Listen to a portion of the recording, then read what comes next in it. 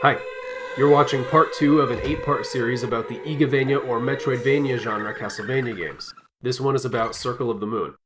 Castlevania Circle of the Moon released in 2001 as a launch title for the Game Boy Advance.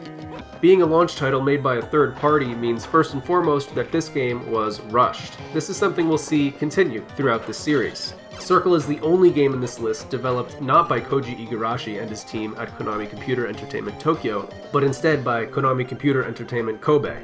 This was nothing new for the Castlevania series. In fact, Konami's unrelated subsidiaries all putting their own spins on Castlevania is why about half of the Castlevania games in the first 7 years of the series are all retellings and reinterpretations of Castlevania 1. Okay, so what track record does KCEK have with Castlevania? Before Circle, they developed Castlevania 64 and its expansion Legacy of Darkness. Alright. Circle of the Moon's greatest weakness is that it's a little obtuse and a little stiff. This stiffness came out of a seemingly genuine attempt to combine gameplay styles of classic Castlevania with the more fluid and already popular Symphony of the Night. In 2001, this attempt was received well, selling over 1 million copies worldwide and reviewing favorably. In current year, newer Castlevania fans who purchase the Advance Collection just to play Aria of Sorrow will find Circle of the Moon harder to get into. And that's why the majority of this segment will now be about how to enjoy Circle of the Moon. Circle is really cool and absolutely worth playing. Now, the protagonist, Nathan Graves, does come to you on the box art already yossified, but in-game he isn't cool right away. You'll need to walk really slowly through a few rooms to reach the dash boots, which allow you to Kirby dash. Before that point though, just slide. Sliding in this game usually does the same damage as a whip attack, and with enough patience, sliding can do double the amount of damage as a gunshot.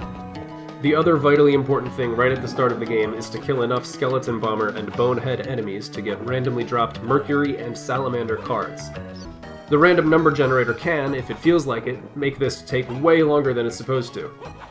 With both of these cards, you now have access to your first taste of this game's magic system. Combine 2 cards and activate with the L button. Every combination has a different effect. The enemies that drop these random cards are announced to the player by default thanks to a new feature M2 added in the Advance Collection. But even better than that, with 2 cards you actually have access to the entirety of the magic system thanks to a really helpful oversight. When you press L to activate your card combo, the game world freezes for a bit, plays a sound effect, and Nathan undergoes a power-up animation where he starts to glow. This animation lasts 51 frames, almost a whole second. During this time, if you pause the game and change either or both of your cards, the activation still happens even though you don't have those cards. I cannot overstate how important this feature is for a first playthrough, or just for one's enjoyment of the game in general.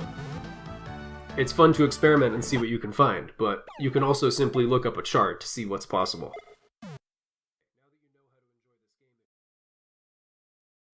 The whole map of Circle appears slightly larger than Symphony's map, but unlike Symphony, Circle only has one giant castle map, not 2. Speaking of Symphony of the Night, Circle has its own interesting New Game Plus content. Instead of having different playable characters like every other Igavania game, Circle instead unlocks character classes a la an RPG for beating the game. Beating the normal mode, which has Nathan's class labeled as Vampire Killer, unlocks Magician mode, where Nathan's stats are awful except for his magic, and all magic cards are unlocked from the start. Magician mode is a worthwhile challenge even if you used the card swapping trick to explore the magic system in the Vampire Killer playthrough. The 5 total character classes each make for fun playthroughs, but the most jarring thing is that there is a whole section of the castle map that realistically only one character class, the last unlocked one, Thief Mode, can visit. The Battle Arena is an area of the castle with 17 enemy-filled rooms where your magic meter is constantly drained. It's kind of an absurd challenge. Do you want to collect all the cards the legitimate way? 2 of the cards are random drops from enemies at the very end of this gauntlet. And the random number generator can simply decide to not give you these cards, meaning you'd have to go through the whole Battle Arena again.